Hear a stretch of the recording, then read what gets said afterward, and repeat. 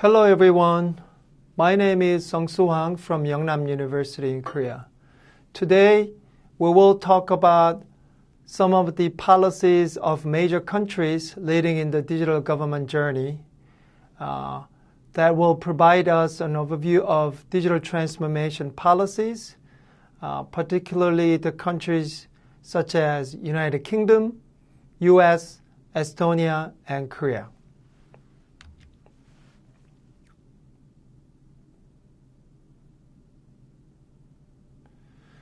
So basically this chapter we will overview the policies and try to get some lessons for other countries to follow.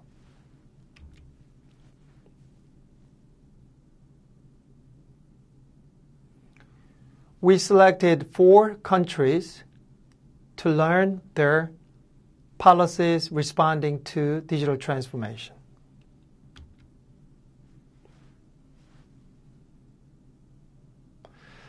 So, digital transformation policies, essentially, the digital transformation is enormously changing society. So, government has to respond. So, which is digital transformation policies? So, reacting to the emerging technologies and wealth of data and promoting digital economies and meeting society's needs and behaviors. So again, key technologies are data, blockchain, artificial intelligence, and big data analytics. So let's take a look at UK's case. Government Transformation Strategy 2017 to 2020. Government Digital Service of Cabinet Office. So 3 visions. Better understand what citizens need. Assemble services more quickly and lower cost.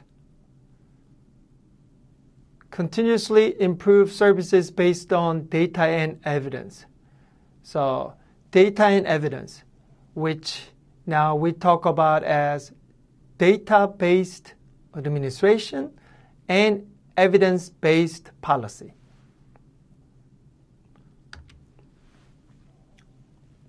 So these are goals of the UK digital government transformation policies.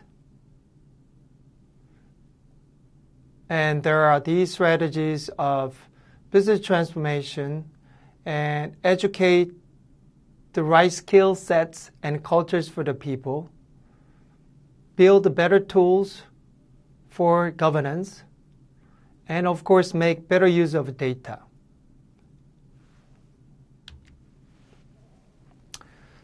For instance, this service, gov.uk Notify. UK government wants to transform the way citizens communicate with the government. So a type of integrated informal information system and automatically alerting services information to citizens and sends emails, text messages, and sometimes offline snail mails to the government and citizens. So public use government services when they want and how they want in a timely manner. So government gov.uk Notify sends its first messages on 2016, making it easier for service teams across government to keep people updated through text messages, emails, or letters.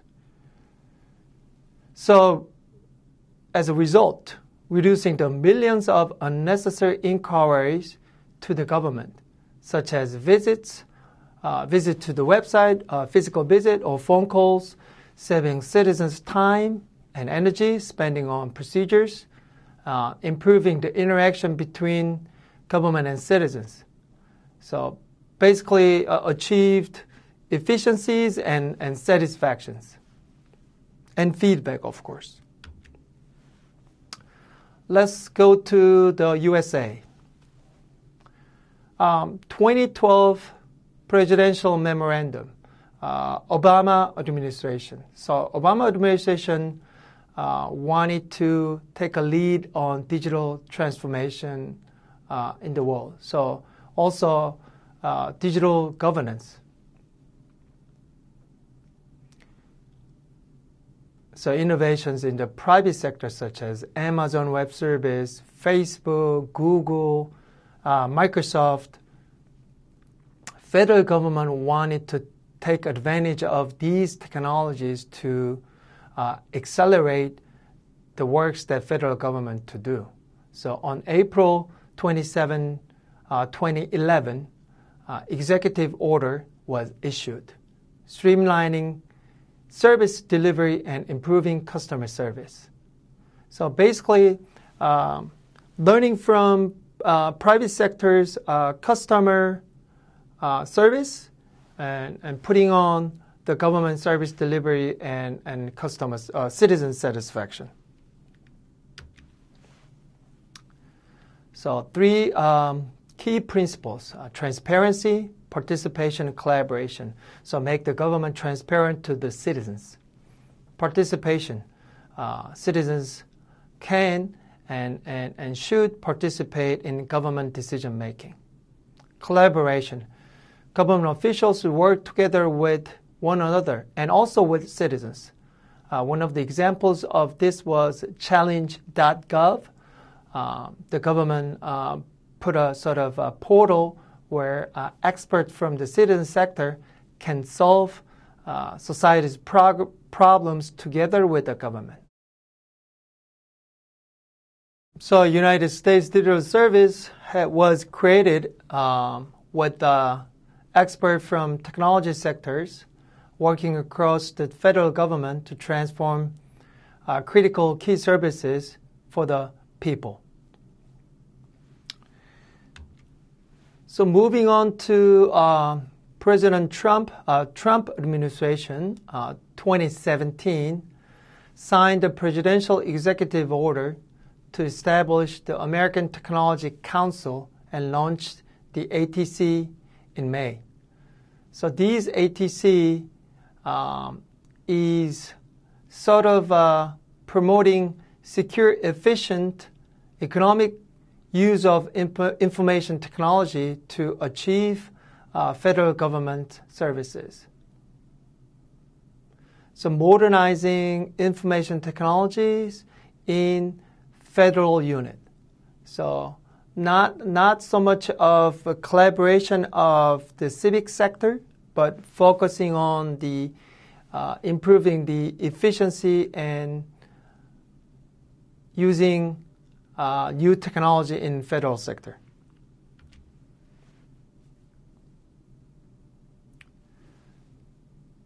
So United States has created a new digital growth fund to build the digital skills, capabilities, and leadership needed in the public sector.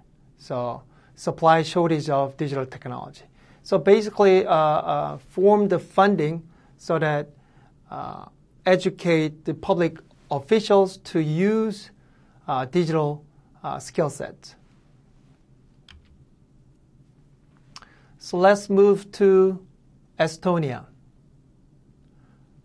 We are going to talk about just the one thing for Estonia. Estonia is very well known for its highly digitalized government services in all across the sectors, all across the agencies and many domains.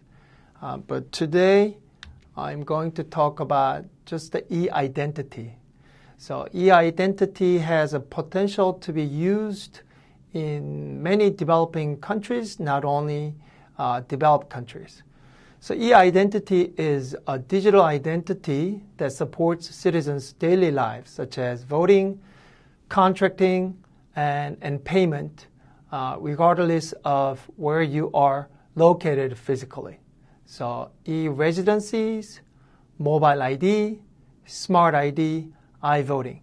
So mobile ID in many countries today with the secured digital signature solutions, you carry your cell phone and your IDs is inside of your cell phone. So let's look at the Korea's case. So Korean government is putting many different government portals into one venue, which is called gov.kr. So this portal provides all kinds of Korean government services, applications, issuances, and policy information, or even petitions in one single portal. Second, Open Data Master Plan. So in 2013, Open Data Law has been mandated, which means data produced by government agencies has to be open to the citizens and the public, and all data has to be machine readable, which means computer can recognize and proceed to the further analysis. So digital society needs these digital data. Digital data is new resource. So some of the strategy for Open Data Master Plan in Korea are release of quality data and growth of industrial ecosystem with utilizing data from both public and private. So expand citizen engagement and facilitate open data use in daily life. One of the examples of Korea this year was government providing data of COVID-19, and some of the civic groups created app and information portal for citizens to use some tracking information of COVID-19 with the location-based information. So opening some public data and utilizing these data in private sector. So which is in their public-private governance framework. Okay, continuing digital strategy of Korea. We have launched 5G, providing world-class technology infrastructure. So 5G is, why 5G is a big deal? Because 5G is the first network that can house IoT, which means Internet of Things, lots of sensors and everywhere, can communicate through 5G. So smart city and other key technology can be enabled with installation of 5G and IoT. Second, we have Korea has implemented world's best talents recruiting policies, such as tech talent visas, tech challenger program, so that we could recruit highly qualified IT personnel and startup alliances. And this is interesting. Moon's administration has launched Gwanghwamun First Street. So this is about citizen engagement. When he became president, Gwanghwamun is the name of the street just in front of Blue House. Korea's presidential office is Blue House. It's called Blue House. So Gwanghwamun First, they have created offline venue so that people can walk to the offline venue in Gwanghwamun First Street, can leave their opinions and ideas and proposals and things like that. Also, they have provided online venues. So they call it Gwanghwamun First Street. And this has been streamlined with existing other venues such as Shinmungo and People's Idea Box, Blue House Petition. People's Idea Box is fairly new too, because unlike other citizen engagement venues, this is a venue where public can submit a very, very short and rough ideas, idea bites, they call it idea bites, so that government officials to look at and further to develop. So citizens has no obligation of formulating well-thought plan. They just submit ideas. And lastly, there is this thing called the Challenge.Korea, benchmarking the US Challenge.gov, and citizens tackle difficult social problems to solve together with the government agencies. So these are very interesting recent development of Korea's digital government policies. Okay, let's introduce the Korea's New Deal to tackle COVID-19 outbreak. So these are the background of putting Korean New Deal. So we need to respond to the economic slump and labor market. We need to do something to overcome this with utilizing digital technologies. That's why we call it Korean New Deal. So this is one big vision and strategy picture of Korean's New Deal. There is Digital New Deal, Korean New Deal. Digital New Deal is to promoting digital economy with new digital technologies. Korean New Deal is transition of the economic with the sustainable development. So there are 10 key projects. We talked about data dam. Data dam, again, is not the physical database located in server. This is more of figurative speech, combining all sorts of different data into one cloud platform. So let's look at the key 12 projects. First, notably, stronger integration of DNA throughout the economy. What's the DNA stand for? Data, network, AI.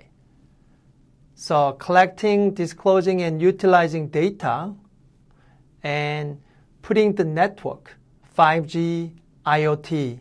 So utilizing AI to boost this data ecosystem. Also, there is education, fostering the contactless industry because of the COVID-19 contactless delivery, mobility, infrastructure is getting more important and important. Digitalization of SOC, so which is called digital twin, so that we could simulate a lot of problem solving in digital so that we could save time and money to tackle issues in physical space quickly. So that's the concept of digital twin. So data dam, again, is a figurative speech. So damming existing data sets and platforms into one place is a virtually connecting. We're not putting everything in physically one same place. It's virtually connecting and streamlining, connecting different sets of data in different domains. So connecting and converging existing public data ranging from finance and transportation, commerce, mobility, health, and all sorts of different things into one big data dam. And then we could build a AI learning data set. So that's the final destination. And again, nationwide 5G network and AI convergence. AI convergence in terms of agile government, which means we can anticipate, we can react and respond in real time in a fast pace. This is the picture of explaining DNA ecosystem, data, network, AI.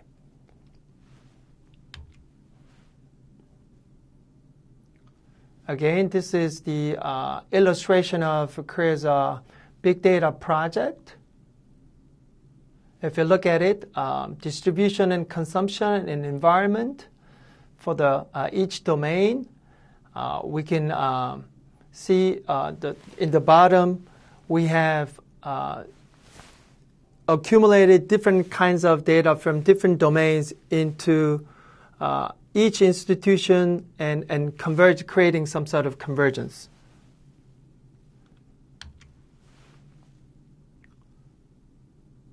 Key project examples: an AI data hub in current last couple of years development in Korea.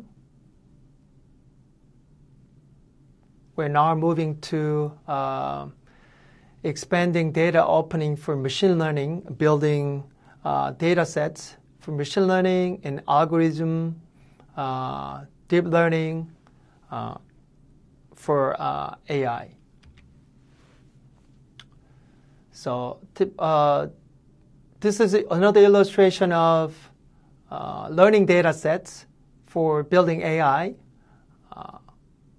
You see the domain of law, general knowledge, tourism, agriculture, disease diagnosis, machine reading,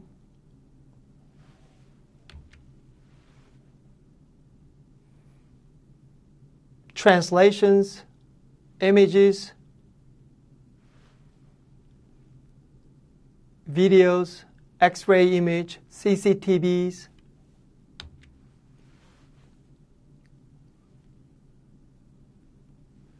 Again, illustration of Green New Deal. So we have talked about IT, but now we're moving on to green projects. So turning public facilities into zero energy buildings. So smart grid, reducing pollutions, controlling urban ecosystems. So clean, safe water, saving energy, low carbon, innovations in the green industry.